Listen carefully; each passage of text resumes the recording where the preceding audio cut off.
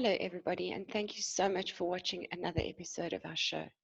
I'm just going to hand straight over to Colleen Jack so she can begin to share today's valuable learning for fashion designers.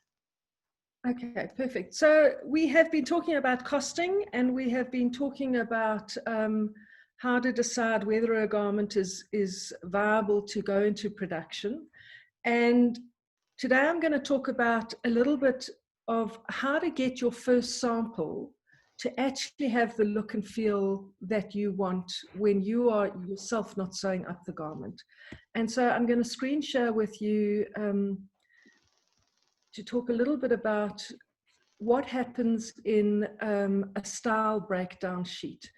And these sheets circumvent the stitching difficulties that pop up because every machinist or sample hand or factory has their own style of sewing. And yes, you can have a style of sewing. And so often it's the habit that the machinist has when they sew a garment. It suits them, it's just the way they do it, and they follow that without even a second thought. It's an unconscious competence. And so a style breakdown sheet will go with the cut work and perhaps a picture that the designer has taken off the internet or has drawn by hand. And so the style breakdown sheet will tell the machinist on your behalf how to stitch that garment with the kind of finishes that you want. It will detail whether the cuff has got an edge stitch or a foot stitch 3 millimeters away from the edge, or if the button stand has just counter stitching to make sure that that button stand rolls beautifully, or has it actually got a stitching detail. So all of those things that the machinist will follow in order to produce the garment with the look and feel that you have. And so you may have a signature top stitch that you use in all of your collections, or you have a way of finishing the inside of your garment, or you want to ensure that the machinist in her production matches the measurements that you know will fit the quality control for, say, wonderfully, if you were producing for a retail environment like Woolworths, that you would not fail their QC specs because your samples were not measuring up once they had been sewn. So what happens often is we get rushed, and so we given a cutting order and we forget to give in a style breakdown, and so we just take an old sample off a rail that's been hanging. And what will happen is they will copy the old sample. And so if I wanted a cuff detail to be corrected, it won't be, because they will follow the sample, the physical garment sample, rather than anything else. And so it's basically the first sample that will create the quality that we are looking for in that range. And so it will look something like this. It will have your technical drawing front and back, because of course there is no garment to follow. We've got what fabric we're using, what fusing we're using for the button stands or cuffs and collars. Is there lining? Is there contrast? Is there wadding? And here are the measurements that I would like the machinist to match. And so this is a place where, say we are sampling in a very light white viscose knit. And because of that dye process, that knit is very elastic and hasn't got much hold.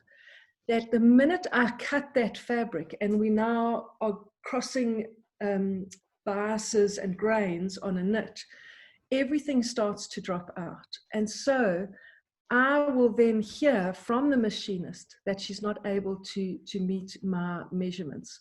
And here I will go and measure the pattern and measure the garment sample and see the difference between, has the garment dropped out, and now I'm measuring a whole lot wider. Another favorite that happens is, especially with viscose knit, is if the cutting table is not careful and they pull the fabric when they're laying it, it gets narrower and longer. And the minute it's cut, it then bounces back up. And so we then wouldn't meet a measurement where a garment measurement is different than a pattern measurement. I want them to follow the haberdashery and trims that I've given them. And so I'm keeping my article number so that I can age this document also. So if we do a rerun 2 years later, because it was such a fabulous seller, I simply phone back my supplier and say, have you still got stock of this article? And here it gives everything that that machinist is looking to do in order to finish that garment. And your technical drawing will give you an example of the buttons, say down the button stand. And if your pattern maker has done their job properly, they will give you a button marker in the pattern nest. So the machinist is not guessing how far spaced out are the buttons on this garment. Here we get to a very important place where stitching information, all to be flat and even with and pucker free. I here can say, do I want a 6 milli foot stitch edge or a 2 milli edge stitch or double row top stitching? And here with work content, the sample machinist will time herself the minute she starts the sample to the end of the sample, so that I can start to anticipate how much a cut, make and trim factory is going to charge me per minute. And I can give them information also saying, we seem to be taking 56 minutes in order to do the sample. And so you're looking at about 56 minutes per standard minute cost.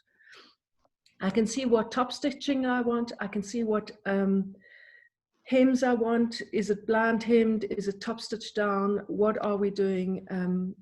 Are we delivering the pants without a hem because it's corporate wear and the customers will hem their pants for themselves? All of this information sits on the style breakdown.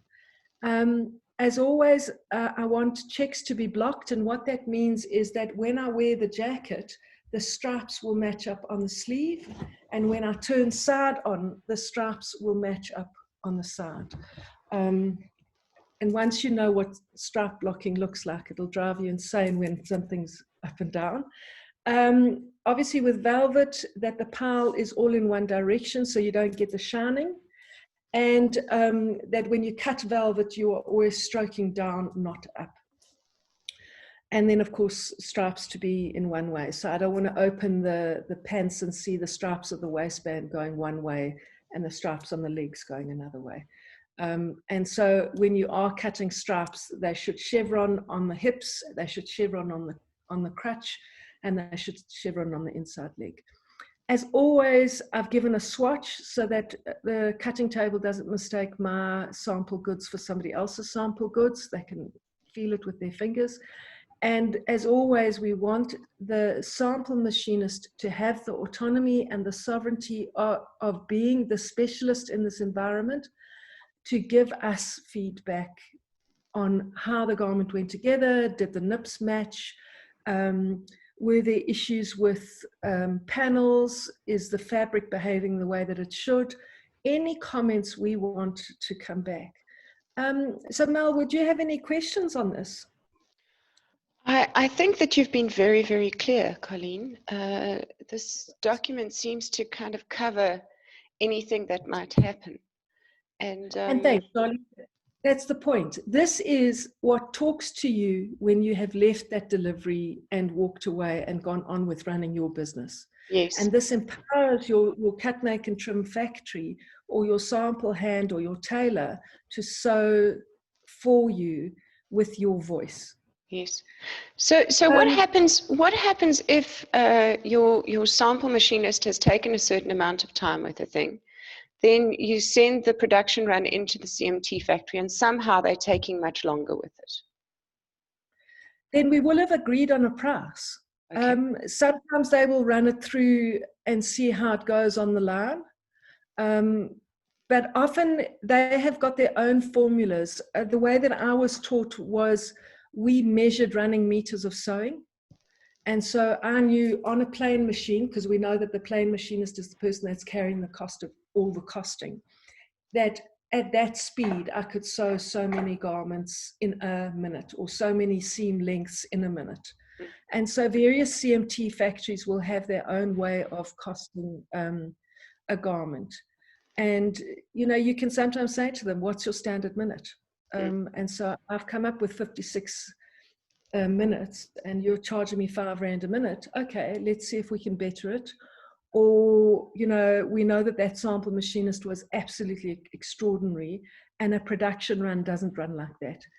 And also we know that a sample machinist will do every sewing operation, while a factory line is broken down into operations. And so that bundle starts at the back and then is passed forward on each sewing operation. Okay, that's useful information. Okay. Yeah, that's awesome. So we are going to do costing schedules soon. But basically, having gone through the process of the costing schedule and deciding whether a garment is feasible for production, this sheet will be attached to an approved sample and will be delivered with the production. So the fabric, the trims, the haberdashery, the cutting orders, and it will be the discussion for the sampling procedure. So this is known now as a sealed sample. So often what you'll get is a garment on a hanger with a plastic sleeve with your pre-production report in it. And it is ticketed, often with a little lead seal if you're working with a retail environment like Woolies or Edgar's, who have gone through the QA department. They will then give you a lead seal and it becomes a sealed sample. And so when they use the sealed sample for production, it gives them a clear outline of acceptable tolerances for their quality assurance. So this is a pre-production report. It is different than a sample. We've now gone through that sampling. We have approved it. We've made any stitching changes.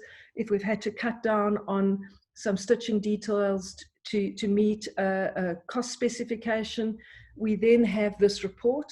And again, you've got your technical drawing. You've got all of your construction. How is it being packaged? How is it being delivered to the retail environment?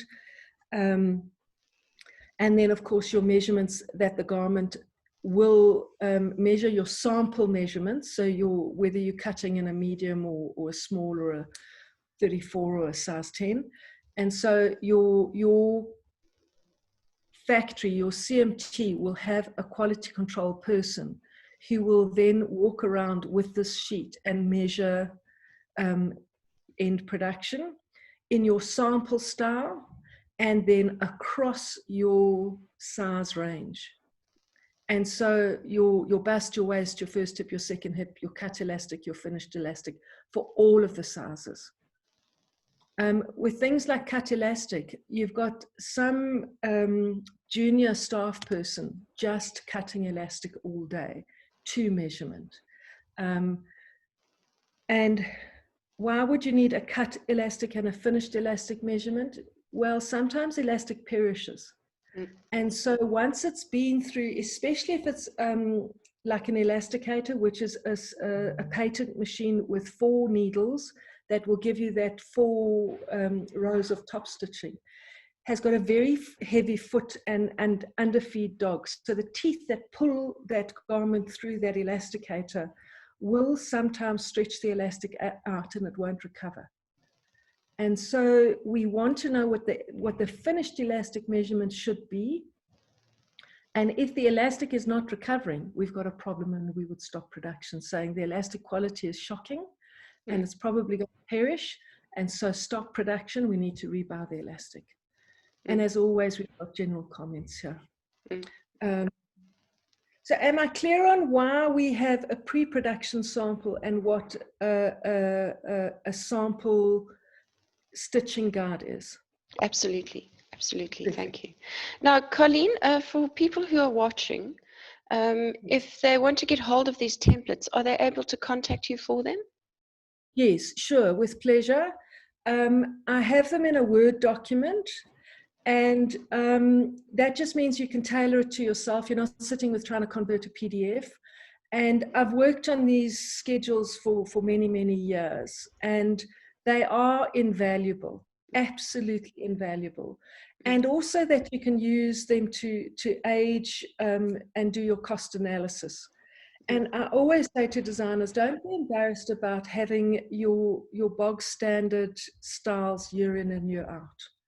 Because when your customer learns that this is the fit of your leggings and it works fantastically, you can then do a sample run of your black, navy, stone, and white leggings year in, year out. And then you can also just watch the costing of the fabrics over the years. And so, and you know this, we've been through where silk was quite affordable and quite popular at one time. And then there was a terrible disease that happened with silk moths, and the price of silk went through the roof. One year we had cotton, and so cotton lycra stretch leggings, fantastic, very cheap, fantastic. And then we had cotton blight. And suddenly you're paying more for cotton than you would have for silk. So you can see over the years on your standard fabrics that you're using that we are affected by the world issues. What I've also found, and I'm talking about cotton lycra because it's a standard fabric and we do rely on it, is that I have noticed that because the rand is so weak, what used to be a very good cotton lycra for leggings, you can now split peas through because they are lightening the fabric per square meter in order to match the rand per meter threshold. So yeah, we sometimes do struggle to get good quality, thicker gram per meter stretch fabrics or fabrics. So your schedules like this, even if you're not a big design house that's supplying to retail environments, these schedules keep the fiscal discipline in order to see how we are making a profit, if we're making a profit, where our loss leaders are, where our money for jam is in the ranges. Something that's often overlooked, and I think because people take their talent for granted, is they ignore their designs and they are not filing their designs year in and year out. And so I would want a style file with a record of all the designs that have ever gone into pattern production, matching with a pattern number and a style number. And often that style number and name is useful for boutiques because they can use it on their till process, a 5-digit style number. It also tells me where I was at when I made that style, what was influencing me by the name I've given it. And often that number has got, so let's say it's 001, so out of hundreds of patterns I've started, this was the first pattern I ever made, and then in 17. And that will tell me that I produced that pattern in 2017. Because in retrospect, we sometimes forget, I can't remember how long or how old that pattern is. And so it can also just give me a good way to benchmark what was happening in the industry, where my creative process was. And that, sometimes patterns from 2006 are still working because we hit that block fit right and we got the styling right and our customers will love it. Especially if we're working with women who know what they want. And I know what I wear suits my body, and so I make slight changes to the style, but the fit is constant. So on a style file, I do not want a fashion illustration. I want a technical drawing. And ideally, the balance and the proportions are all synergized. So that means that if I take my technical drawing of a skirt and a pants and I lay them over and put them on a light box, the waists are exactly the same measurement. The hip is exactly the same, unless, of course, it's a silhouette for that season. So that's what I mean by synergized proportions, and that they read in terms of a coat is bigger than a jacket is bigger than a waistcoat, and a dress and a blouse will be of a similar size, but a sleeveless camisole will be smaller than a blouse, and a skirt and a pants will have the same waist. So general attention to detail, depicting clean lines, smooth curves, blended, and of course stitching details and the amount of buttons. A technical drawing is accurate. It's not a fashion illustration. It is accurate. Then in the same numerical order, I would want all the patterns hanging on that rail. And so I can go to the file, I can look at that picture, and then I know that I can go to the rail, and if it's in 200s, it will be quite far down the rail. Often then you would have with the pattern the sealed sample. I don't have to go and kerfuffle and now try and find a stitching sample. It all hangs with the pattern. And I do believe in hanging patterns. I do not like working on soft paper that are sitting in envelopes.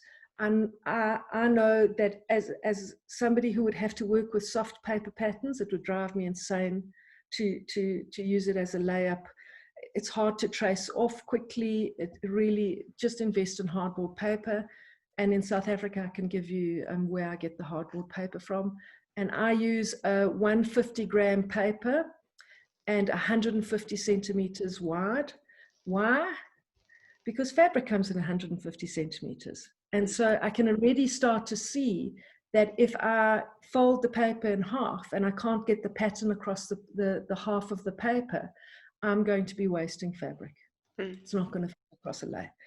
And then, of course, often, as I say, designers ignore the intellectual capital. Those style files and those pattern rails are worth millions. And so keep them in order, keep them safe, keep them accessible.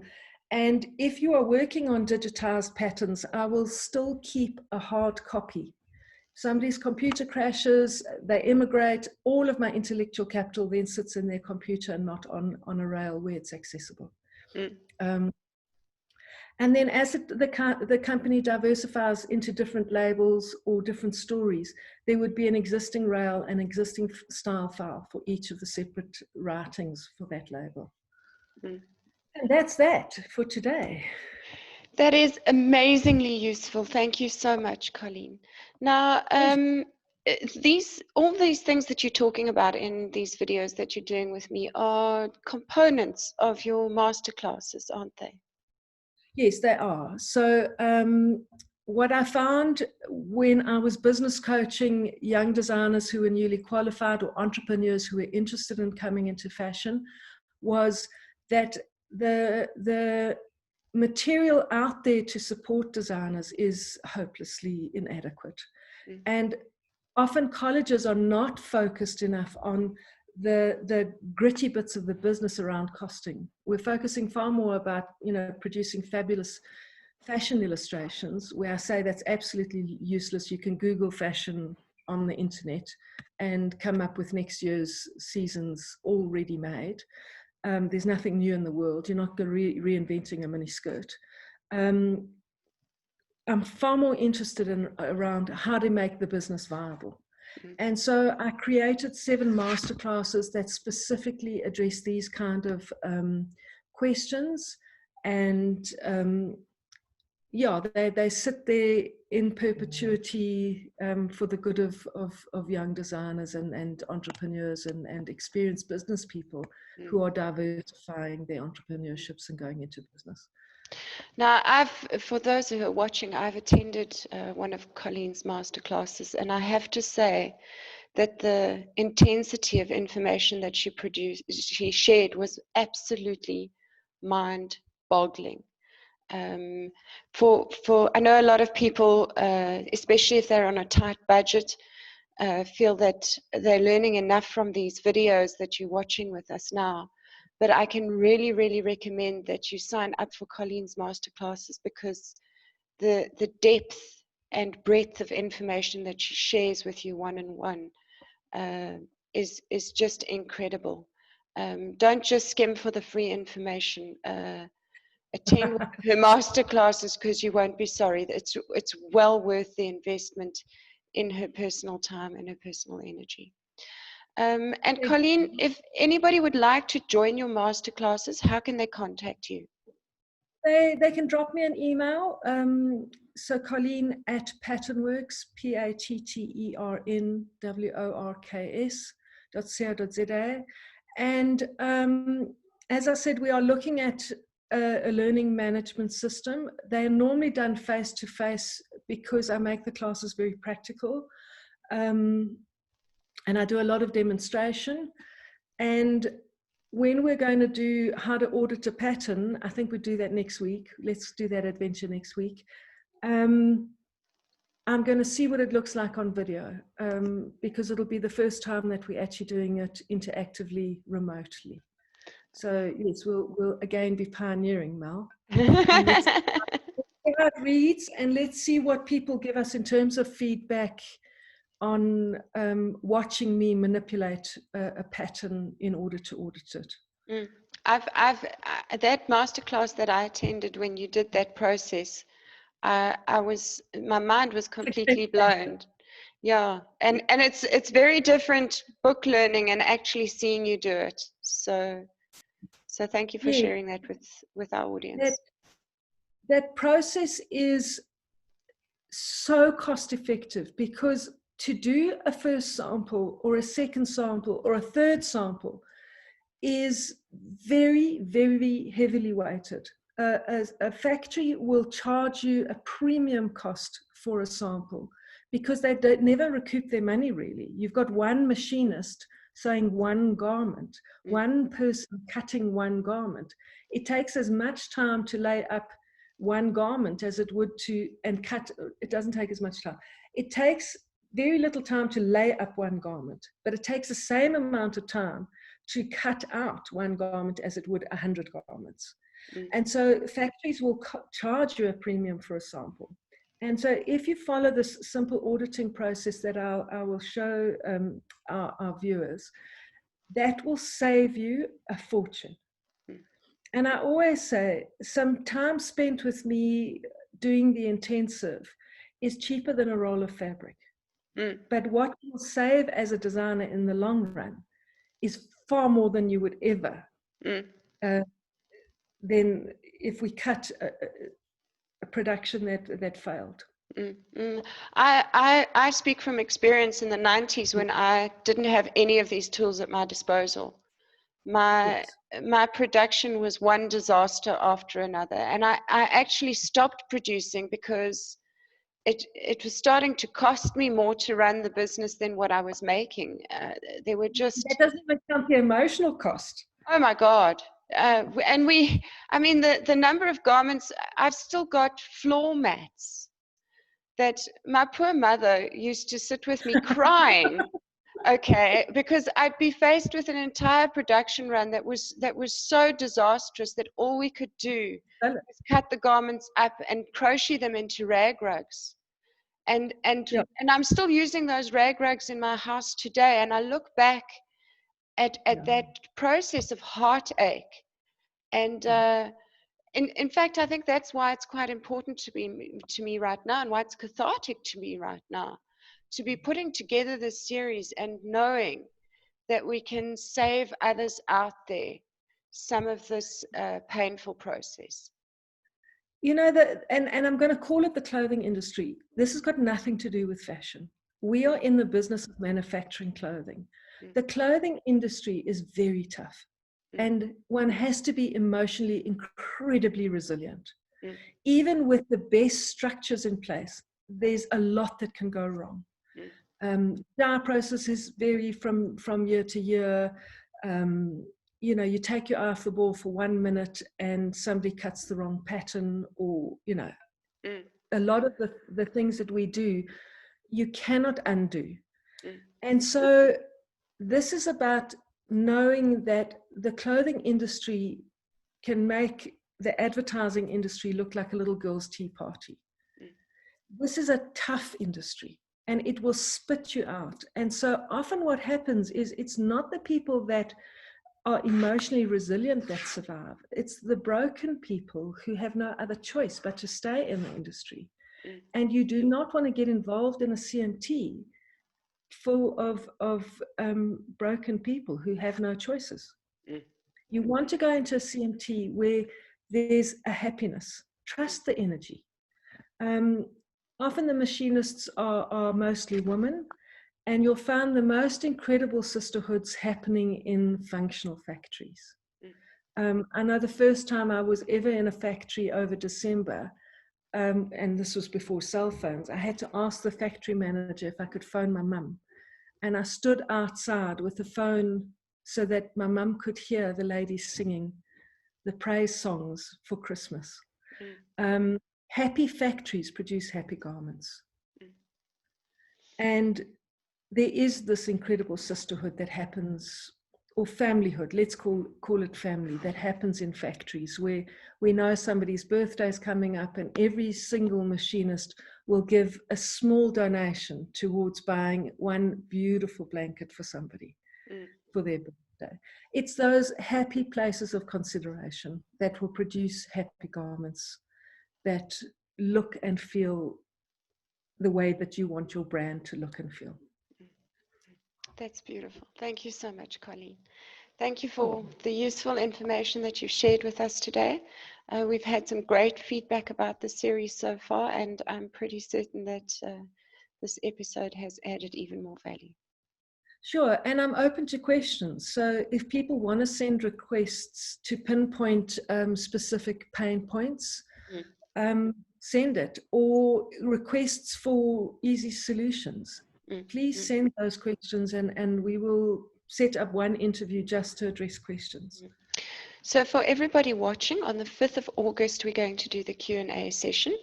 And if you would like to participate in the Zoom, please just get in contact with me and I'll send you the login details so that you can join the conversation in person. Great, awesome. Okay, Thanks, Mel. It's a huge pleasure. Thank you, Colleen.